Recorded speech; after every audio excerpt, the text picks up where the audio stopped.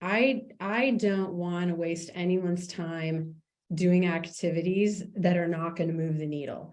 And the only way I can know that is talking to our sellers, is checking in with our CRO, validating things that we're doing. Hey, is this what you're hearing? Hey, is this what you're doing? Because if I'm not doing that, I'm risking, kind of throwing something out there. Now, that's not to say we don't take chances and say, we're hearing you're struggling with this. You've not seen this. This is kind of a different spin on this. Why don't you take it out for a run? So we do try to innovate as well, but we're always trying to be fact-based, either on what we're hearing from our sellers or what we're seeing in the market, where we think there might be an opportunity that maybe people aren't solving for.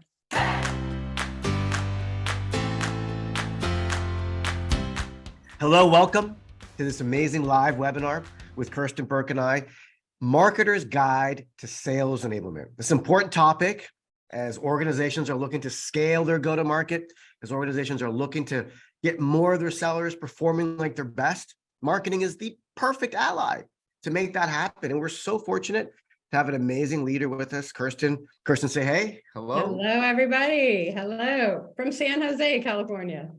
I love it. Your background's incredible. Like you've been doing marketing for a while. Gotta get the brand in, right? I'm a marketer.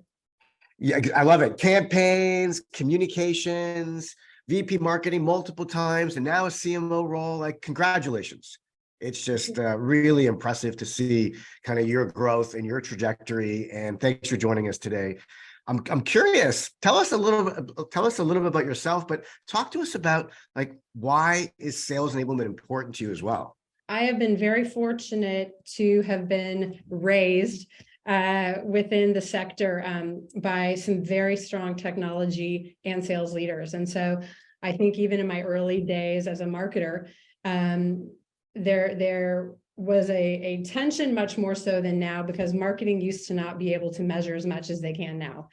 And so you kind of had marketers that were all about the brand, and you can't really measure it, but the brand's really important.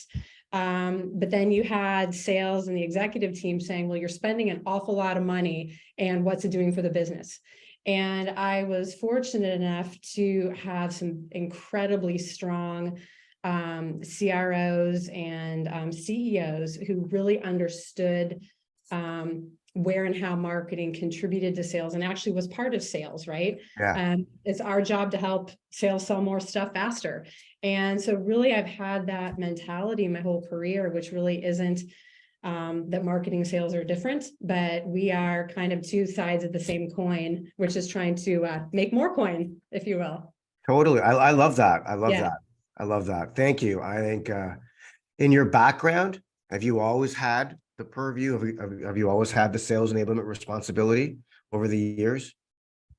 I would say maybe not explicitly, but certainly a desire and a need to help connect the marketing efforts to sales initiatives, and to make sure that whatever it is that marketing is doing, we don't want to do something if no one's going to use it, or if it's not going to benefit the business. So really making sure there's a connection between content, campaigns, and business effectiveness. I love it. Well, again, congrats on an amazing career. And we're so grateful that you're here today. We're going to hear the DataEndure story. We're going to hear how Kirstin has been able to work very closely with her sales leaders and the entire executive team to align sales and marketing. We're going to understand some of Kirstin's key leading indicators and KPIs.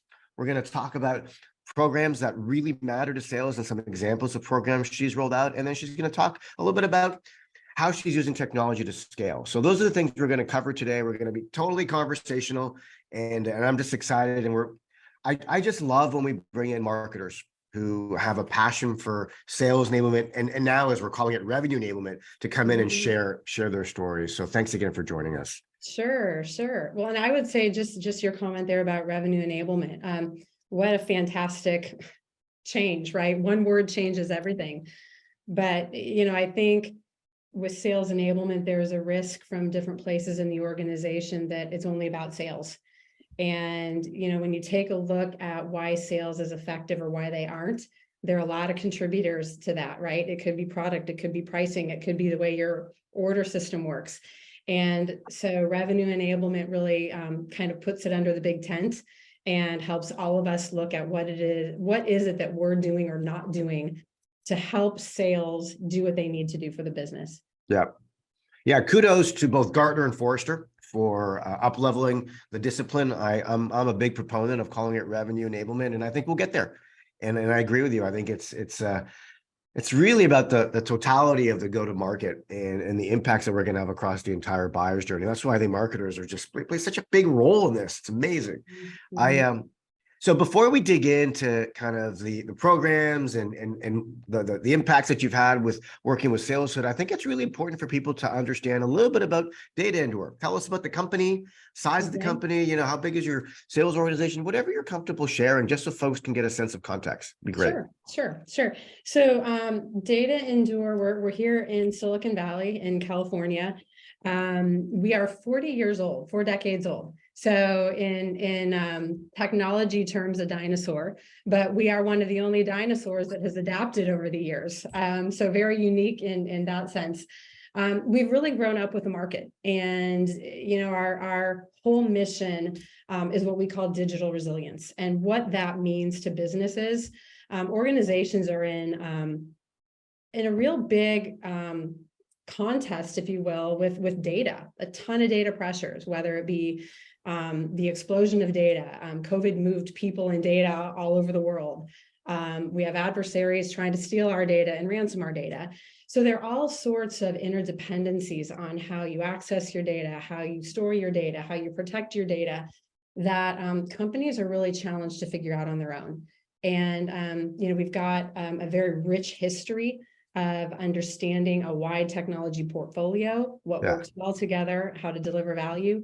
And we have an emerging managed security services business that, for people who are kind of wanting to get out of the business and say, hey, we'd rather consume this than build it, we do that for our organizations, for our clients as well.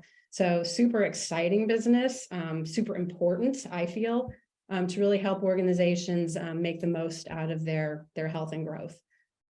And when we talk about your go-to-market, just broadly speaking, direct, indirect, you want to just kind of paint us a picture of what your go-to-market machine looks like? Sure. So we've been direct all of these years. We are just now setting up a sister company or sister business, if you will, that is going to be marketing to the channel. So we're going through a big change right now in terms of how we enable that. Which is maybe something we can talk about, because we've been able to use SalesHood to really help us get that going quickly. Oh, I love that. So perfect. Thanks for sharing a little bit about the business. Congrats, 4 decades. Wow, we're just celebrating our first decade. Yes, I was going to say that. Happy birthday, Thank you. SalesHood. Yeah, we're calling it a hoodiversary. I love it. So congrats to you on 4 decades and on DataEndure. So let's dig in a little bit. So everyone that's listening, please feel free, start posing questions, but we're going to start by understanding the why. Why did Kirstin and the team at DataEndure reach out to SalesHood and want to engage us, and what problems were we trying to help them? You want to share a little bit about the why on this one? Sure. I'll back up just a little bit to start the why. So I've been at DataEndure for about 5 years. Yeah. And when I first arrived, one of my first missions was to talk to every salesperson and say, what's going on and what do you need? And without exception, every single one of our sales teams said we need training. I am not a sales enablement person. I am not a sales enablement profession. Probably every single one of you on this call could school me in terms of, very specific sales enablement practices. But it was very clear to me that our team wasn't getting what they needed. And it wasn't product training per se they needed. We represent 50 different technology vendors. They can train us effectively, but it was more how do we be more effective in the conversations we have? How do we make sure that we are asking the right questions and doing the right things at different stages in the pipeline? So it was really more kind of process and sales training that they were looking for. So I've kind of been on a quest for 5 years to find the right way to help them be more confident, to be more competent, to be able to do things in a more consistent fashion, to help them grow the business. No, that's great. That's great. And just to clarify, there was a question that came up. Where does enablement live in your team, in your organization? I mean, just to I let's would just say, clarify that. so the tool, Saleshood lives in marketing. We're cross-functional. We don't have a specific sales enablement role, if you will. Between sales and marketing, we've got someone who represents sales ops in sales. And so that's a person that I work closely with, that we work closely with, to say, hey, here's what we think some of the issues are. Here's something we want to test. Here's something we want to roll out. What do you think? And so we work kind of in concert with sales. But we own the tool, we own the processes, and so therefore we do a lion's share of the work. Yeah. And when we marketing, Marketing. CMO, and you're doing product training, you're doing sales content, you're doing content sharing internally, content sharing externally. What am I missing? Let's see. So the buyer side, the content sharing externally, the challenges in coaching. We work with sales leadership to build those out, and those are things that we roll out as well. Yeah, got it. Okay. Yep. So we started working together, and I'm so curious, like, what was your first 30, 60 days like working with our team? Indescribable. And I mean that from the bottom of my heart. We had migrated off of a tool we'd had for about 3.5 years. That honestly was just painful. It was hard to use, it was hard to manage, and I could not get the sales team to buy in. So I would say the most important experience in 30, 60 days is our sales team is using it. Yeah. And I couldn't get them to buy into the last tool that we had for 3.5 years. So that was fantastic. There's excitement and enthusiasm from the sales team. What I would say, first of all, even before we were technically a customer, the migration was a dream. And I know it was not a dream for Saleshood, because they really did not have help from us or from the past vendor migrating the data. But what I loved, you guys made that problem yours. It wasn't mine. I don't know what you did. I know there are a lot of hamster feet running, behind what I saw, but that migration was perfect. And that was my first experience with Saleshood. And then just onboarding us and really helping us understand the nuances of how to do things. Saleshood has held our hand the whole way. We've had unbelievable support. We have a person on our team, on your team, who I consider on my team, who's very invested in our business, who knows us and knows how we operate, and offers us help at every turn. So it's been fantastic. Amazing. I want to go a little deeper on something. You talk about buy-in, and you've got sales buy-in. Why do you think your sales team, your salespeople, are more bought into this system in your program now compared to before? First of all, I think just ease of use. The comparison of what we had and what we have now, you can't compare. Whether it be finding information, just the type, when we create huddles or curriculum for them, getting through them is super simple. There is a feature that Saleshood has, which are called buyer sites, which we call client sites. Yep. Our sales team, before I even trained them, figured out how to use them and went in and started creating them. That has never happened. I mean, just it doesn't happen. But they were so intrigued, and there was kind of a what's in it for them that I think was deeper and more impactful for them than they had previously. I love that. I love that. What I want to keep going deeper here because this is fascinating. So what's in it for them and client sites? Let's talk about the what's in it for them with client sites. Like, as a marketer, you're really focused on enabling your sales teams to have a consistent experience with your buyers. You want them to have the right content at the right time. So how do the client sites help them show up with deals and on calls? Sure. Well, the client sites do a couple things for us. And I'll give you an example. I'll give you a real world example. So we had an event that we were preparing for. We meet with 20 to 30 prospects. We handpick them. they're meeting with other people too. So we want to stand out. We want to differentiate. So we were able to use client sites in two different ways for this event. Pre-event, we were able to create a client site just with an intro from our CRO with a basic company backgrounder. Hey, we're excited to meet you, a video. And we sent that out one to many. He's just sent that out to all the folks we were going to meet with, just to stand out and just to say, hey, we're DataEndure and we're excited to meet you. So we did that pre-event.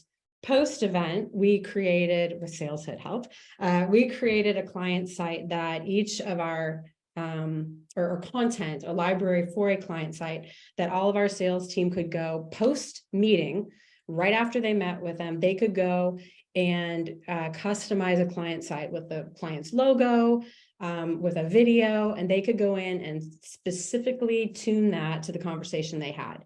Hey, it was awesome meeting you. Here are the things we talked about. So whether it be a data sheet, a video, whatever, really look forward to meeting you. So that was in their inbox, not an email that they usually get, but a super cool client site that they can then use on an ongoing basis. So as they continue to speak to this person, they can continue to add content. That client can share that content with their peers. So it almost becomes a little portal between us and that client where we can have conversations, we can chat with them. So it's just a little mini environment that is DataEndure and client specific. And we received feedback from one of the attendees. DataEndure stood out head and shoulders above with these client sites that we really made a difference. So that to us was within our first 90 days. And our team was like, hey, wow, this is really something. And so they're sold. So within 90 days, you migrated off of a legacy app. Mm-hmm. Okay, done. You rolled out some product training, some technical training. Amazing. You then armed your teams with content in Sales Hood. You armed your teams with these curated sites that they could then share with their prospects and ultimately stand out above the competition in 90 days. Correct. Wow. Which is mind-blowing. Somebody asked a question. Danielle asked a question. Do you also use a content management tool in conjunction with Sales Hood? So we are, I guess I'll say kind of, we use SharePoint. So that is where we have traditionally stored a lot of our content. We're not HighSpot. We're not super sophisticated like that on content management. We did on our old, on the legacy system that we had a massive content revisioning issue. It didn't manage that well. So salespeople would take that content, they'd change it, and then it would get back into the system. And we had copies of copies of copies of copies, and it was just a hot mess. So Sales Hood, the way that that you load the content, manage the content, the way that you can update that content, and then it goes and populates everywhere you have that content is amazing. And as a marketing person, right, revision control is huge. And in our business, we're changing things all the time. And so being able to, we do link back to SharePoint. I'll kind of infer that's maybe what you're asking. We do link back to SharePoint for some of that content. For some of it, we do just load it in Sales Hood. And then Sales Hood has a nice way of auditing that content. You know, when was it loaded? When was it modified? So you can kind of go in and make sure that either if you want it to expire, or if you don't, if you need to update it, you need to know when it was updated, you can get all of those data points within Sales Hood. Yeah, I appreciate that. And so I'll just add a little bit more color. I think a lot of our customers will integrate with SharePoint, Drive, Box, or Dropbox. And the integration is directional, is bidirectional, it's synchronized, it's beautiful, and you have previews in the app, and it's beautiful. And you've got all tracking that you wouldn't have in some of those, you know, kind of core CMS systems. But most of our customers now are realizing, because of the investments that we've made on the content side, on the content management side, things like content audit, you know, our client sites or buyer sites, digital sales rooms, a lot of the, you know, our pages that we are now, and even Gartner and Forrester, I'll say this, they told us that we are even ahead of some of our amazing competitors that are out there. I'm not going to name their names, you know who they are. And so anyway, Danielle, I hope that answers your question. And it's all good to be integrated with SharePoint. I think we really want to provide, we want to make sure content is showing up in the right time, at the right moment, and in context for our team, so that way they can ultimately have better customer conversations. Well, and I think just to add the last point to that, and it was one of our big questions as we were evaluating Saleshood, we didn't want to have to change a bunch of our processes to accommodate Saleshood. We needed Saleshood to accommodate us. And so I have found at every step, at every juncture, that answer from Saleshood has been yes. And even things maybe Saleshood hadn't thought about before we came on board. And I don't want to put you in a bad spot, Eli, but the answer has been yes. It's like, we can work with you. We can help you do that. We can do that. It hasn't been, no, we have to force you into this box and do it our way. And that has been a delight as a marketer and as someone who's I'm not super technology centric. I might sound like it with the things I know on Saleshood, but it's more a testament to how easy Saleshood is and how smart I am. But Saleshood has just been fantastic to work with as a marketer who I just need something to work. I just need to be able to quickly create things. I need to quickly get them out to the sales team. I need to quickly evaluate what they're doing, what they're learning. And Saleshood allows us to do that. No, that's awesome. Thank you. There are a couple questions that have come in. Let me see here. So there's a question here. I'll ask this one from Richard first. Kirstin, what has been the biggest challenge to get the sales teams adopted and consistently using Saleshood, and how did you overcome these challenges? We talked about it a little bit, but let's see how you would answer it. Sure. Well, I think the first thing you have to have is executive buy-in. So for me to do this, I can't do it without my CRO, right? So both of us as peers have to decide that this is important. Shoving it through as marketing is not going to work because they're not my sellers. And so, you've got to have a good synergy there. There's usually a tension between marketing and sales, but for me, that's a good thing because wherever that tension is, that's the place where we need to knuckle down and say, okay, why is that there? What is it? What's working? What's not? Where are opportunities? So you need to have that buy-in. And then I really think it's important to show sales some early wins. We had a couple people who were really excited about this and jumped in before we even trained, and they started having successes. One of our guys who went in and started building buyer sites, he started having people, his prospects were looking at the buyer sites. He's like, oh my gosh, I can see who's looking at it. I can see what they did, da, da, da, da, da. And he was so excited. Well, now all of a sudden his peers are kind of like, oh, what am I missing? So having some of those early wins that aren't complicated and that aren't too pressure filled, really helped us. And I think having a system that is just easy. I mean, sales has so much that they have to do. They have to fill in CRM and they just got all this stuff that they've got to do. So if there's something they can use that makes their job easier, that makes their communication with their customers more compelling, right? Why would you not do that? And I think that's what our sellers are seeing. Yeah. Thank you for answering that question. And thanks for asking it. Let me make sure. Thanks for asking it, Richard. Another question. So you talked about your close partnership with sales. You talked about your close partnership with your CRO. How involved were your sales leaders or salespeople with you in the evaluation process? They were involved. They were curious. Yeah. They wanted to make sure it wasn't what they had because they were dissatisfied.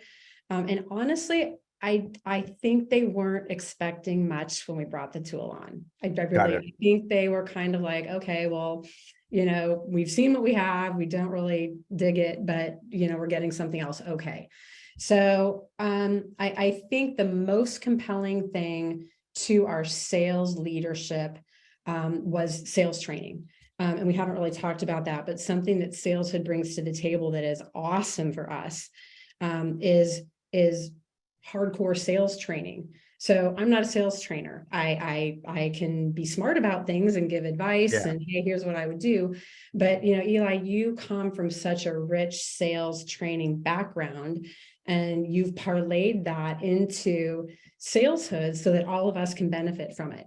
So the thing that our team our CRO was most excited about was, wow, we almost get a trainer, sales training for DataEndure, without having to pay for it, hire it, whatever.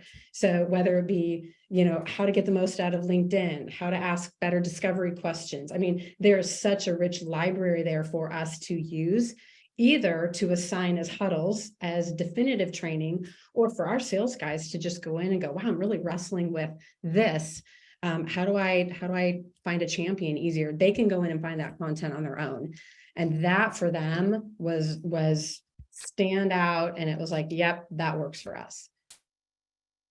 Yeah, no, I appreciate you bringing that up. I think as people think about their technology solutions to scale, specifically for sales enablement, there are certain pillars of functionality, right? You're going to want to have a way to activate your content with pages and dynamic engagement with for your internal folks. You're going to want to do training and certification, but I love that you just said, and you're going to want to leverage some skills training out of the box. And so thank you. That was a super nice compliment. I put my heart and soul into that library, and folks love it. And then there's buyer engagement. So you truly have like an all-in-one system. And so you're able to turn off the legacy system, and you also don't need to hire trainers now because you've got all this content. That's huge for us, right? I mean, we're a lean staff. My team, fully staffed, has 4.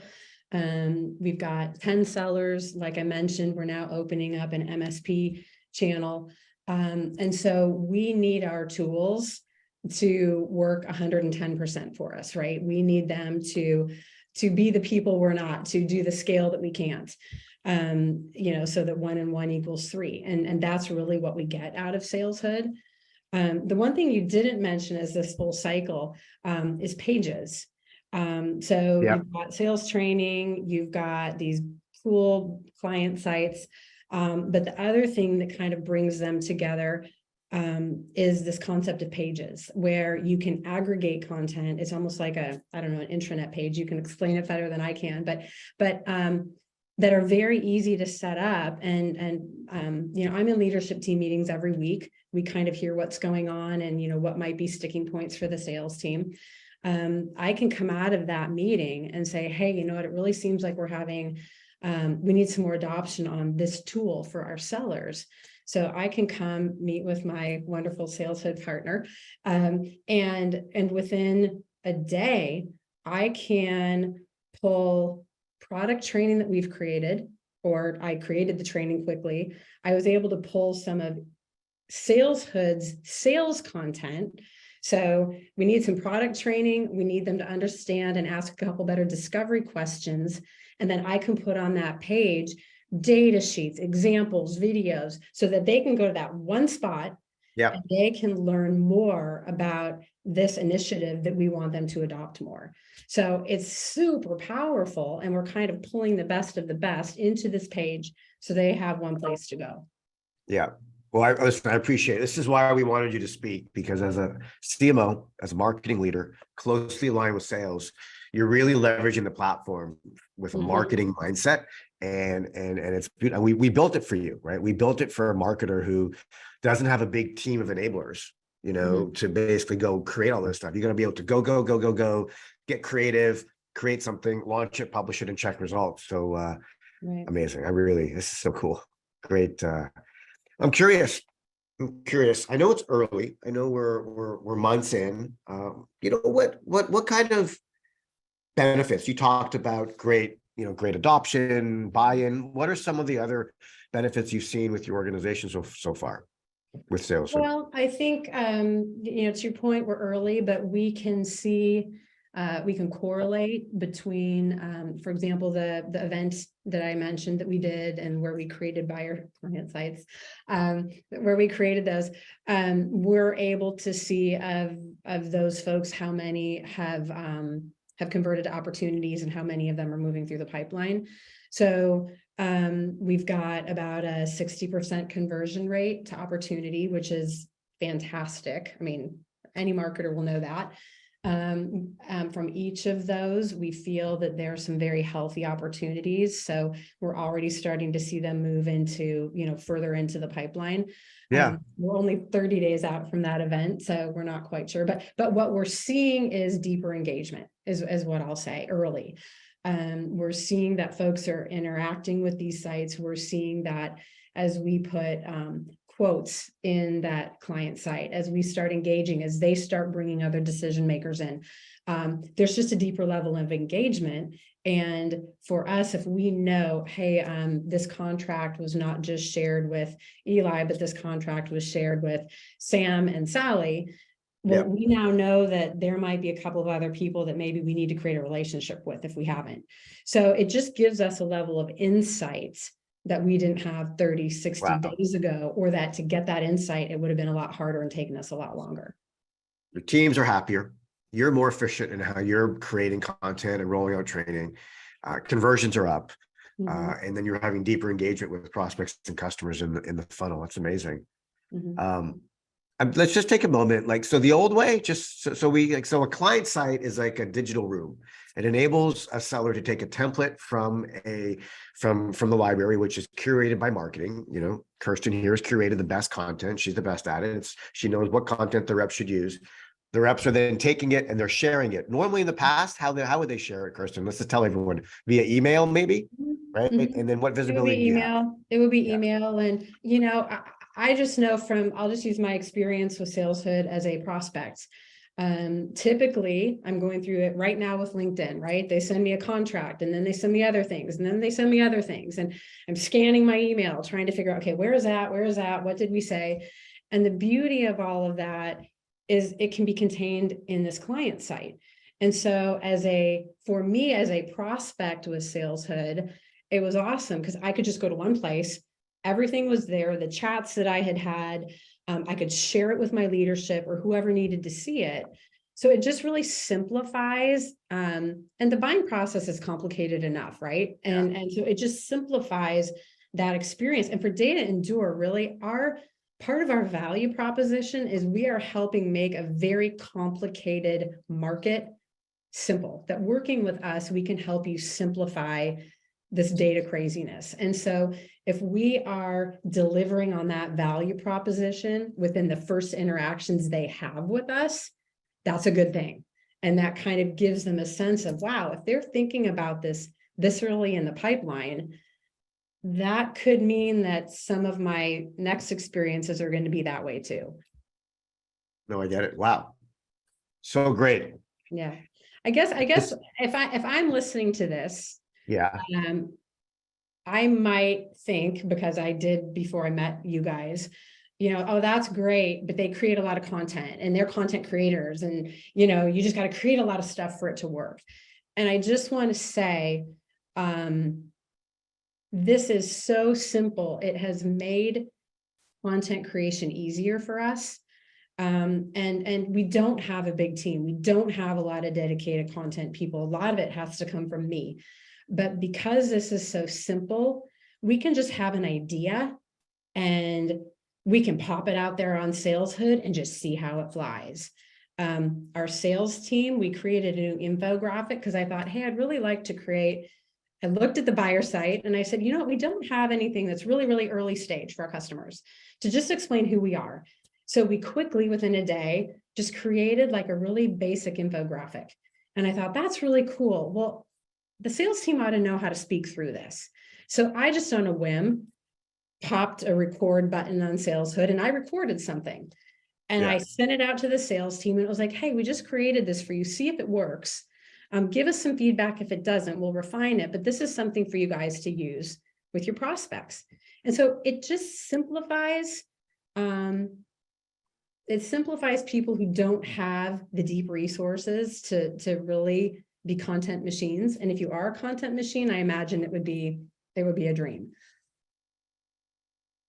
That's great. I think it's really, there are a lot of teams of one out there. You know, there are a lot of teams of one, and there are a lot of companies that don't even have enablement people. So the fact that you found a solution that makes it easier, faster for you to execute kind of your top revenue priorities is, well, we're so happy to be a part of it. We're so happy. So let's talk about revenue priorities for a second. I think just a quick question. A lot of people struggle with sales and marketing alignment.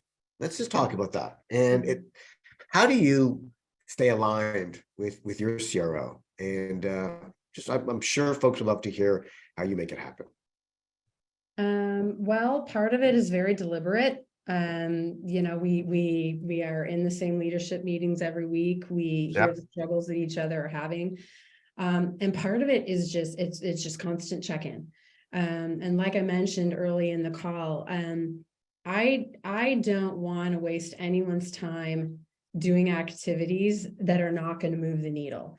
And the only way I can know that is talking to our sellers, is checking in with our CRO, validating things that we're doing. Hey, is this what you're hearing? Hey, is this what you're doing? Because if I'm not doing that, I'm risking, kind of throwing something out there. Now, that's not to say we don't take chances and say, we're hearing you're struggling with this. You've not seen this. This is kind of a different spin on this. Why don't you take it out for a run? So we do try to innovate as well, but we're always trying to be fact-based, either on what we're hearing from our sellers or what we're seeing in the market, where we think there might be an opportunity that maybe people aren't solving for. So you got to have that relationship. And I know in some organizations it's harder than others, because sales and marketing kind of feel they operate in different orbits, but any way you can to bring that together. Find a seller who, the guy who goes out and breaks your PowerPoint all the time because he's doing his own thing. Yeah. Go find him and go figure out, why is it he's changing your slides? Why is it he's doing different things? What are we not doing? And learn from him. Use little mini pilot programs in sales, get folks winning. And as they start winning, believe me, sales folks are competitive. They're going to want to start catching up to that person. So at the CRO level, you're solving revenue problems together at the leadership level. And then I love, what you just said. Find that salesperson that's breaking the slides. Find that salesperson that keeps on creating new slides. Happened to me today, right? We're working some opportunities, and then some of the salespeople, or one of the salespeople on our team, is using different slides. And I'm like, okay, let's figure out what's going on. What slides are we missing that we need to create? Right. And there's a metaphor I have that I've used before, which is, we as marketers, we as enablement leaders, need to be the best friend of sales. Absolutely. And I think it's an important piece here of the puzzle. And you've got the mindset and you've got the action, which is phenomenal. I love that. Wow. Well, I think that's a really good point, because I think marketing can be seen as, the pain in sales behind, right? They're making me do this stuff and track the stuff that I don't want to. And sales can be seen by marketing as, well, these guys just don't do anything that we ask them to do. And you just got to get out of that, right? It's like, we are on the same team. We have the same goal. And so how is it that we get on the same page? And, that marketing, if marketing is successful, sales is more successful, right? And when marketing isn't, sales isn't. And so how is it that we track success together? There's going to be tension. We're going to disagree, whatever, but that's life. But how do we channel that tension, and how do we channel those relationships and those learnings so that we succeed together? Amazing. Wow. I'm just going to do this has been a great conversation. Good. There's a lot of, I'll tell your listeners, I don't mean to make this a big sales hood commercial. I really, I want to help educate folks, but it has been transformational for us, which is why I keep using examples. It's just, we've been able to do things these last, 60, 90 days that we haven't been able to do before. So it is a commercial only because we have found something that helps our team succeed more and succeed faster. So back over to you. We thank you. And thanks for continuing to innovate. I mean, just in 60 days, we keep seeing these new things pop up. This is new. We've adopted this. So I love that we're not in this platform that says we're good enough, that you're just continuing to think about, what can we do next? What is it that we're seeing that could help people? And we're seeing those things come out all the time. Well, I appreciate you recognizing that. It means a lot. It really does. Absolutely. Truly, my team and I we're focused on excellence, and we want to make sure sales and marketing teams are exceeding their goals and exceeding their sales productivity targets. So really, really, really amazing. And there's a lot of great comments in the chat as well. Folks are really liking the idea of finding your champion. And I think it's a great concept, being the best friend of sales. So let's kind of wrap this down. So by the way, congrats, right? So you went live in a very short period of time, migrated off of the system. You're able to really see some great benefits, starting with high adoption all the way through to even some early indicators of revenue success with better conversions. Amazing, amazing. And you know what? Just to be totally clear, everyone, this is an all-in-one system. And SalesHood is purpose built, and Kirstin and her team are using SalesHood. Sits on top of SharePoint, that's fine, but it's an all-in-one revenue enablement platform that's ultimately helping her achieve these revenue outcomes that are making her teams more successful and successful faster. I love it. For sure. So let me ask you a final question. Let's wrap it up. Yeah. Final question. Tell me, there are a lot of marketers out there that think, and I hope this doesn't come across the wrong way, sales enablement, that's over there. And so what advice would you give to marketers who aren't leaning into sales enablement as much as they should? I guess my first thing would be, I don't care where it is, marketing has to be involved. So even if it is over there, marketing has a skill, marketing has a capability, marketing has an insight to help sales enablement succeed. We're storytellers, right? And being able to find and craft those stories that help the sales team win is important. And sometimes when sales enablement is over there, it becomes very dry. It becomes very, I don't know, I'll just use the word dry. And I think people buy stories, people buy images, people buy things that they connect to. And I think marketing helps capture those stories. And when sales is able to retell those stories effectively, and sales is going to be more comfortable telling stories than they are remembering a data sheet, right? I'm much better remembering the story about, the guy who was roller skating down the street and broke his foot than I am all of the details about the skates he was wearing. And that's what we remember. And so if we can help our sales team, marketing helps add that to the sales enablement conversation. Got it. So, and I think you did say it doesn't matter where sales enablement lives. And I think it's an important point, everyone. Marketing needs to play an active role. It could live in sales, it could live in sales ops, it could live in marketing, right? But marketing is a massive contributor to rich content, to amazing, compelling stories, and to the vision of where the company wants to go. There needs to be the tightest partnership ever to make that happen. Yep, absolutely. They should be best friends at the hip. I love it. Well, what's next? What's next for you with SalesHood? What are some of the things as you look down? Last question, as you look across 23, a few quarters out, what are you thinking about for revenue enablement and sales enablement? Well, our next big challenge with SalesHood is adapting it for our partner ecosystem, which is included in SalesHood as well, which blows my mind. So, not only do we have our DataEndure instance, but we're now building out the capability for our partners to be able to have the benefits of SalesHood as well. So we're super excited about that, super excited that you don't dumb it down for our partners, you don't take things away, but that we're able to have that same great experience and give it to our partners. So that's where we're going. Awesome. We're going to be integrating SalesHood with our CRM soon to be able to have a deeper integration there. So I feel like we're just getting started, and we're super excited. Yeah. I love that. Listen, thank you very, very much for joining us today. Thank you. It was pleasure. Great to join so you. much great insights, and thank you. Sorry, I didn't mean to cut you off. No, it was great to be here. And again, happy anniversary to you and all of your team. We are very grateful for you.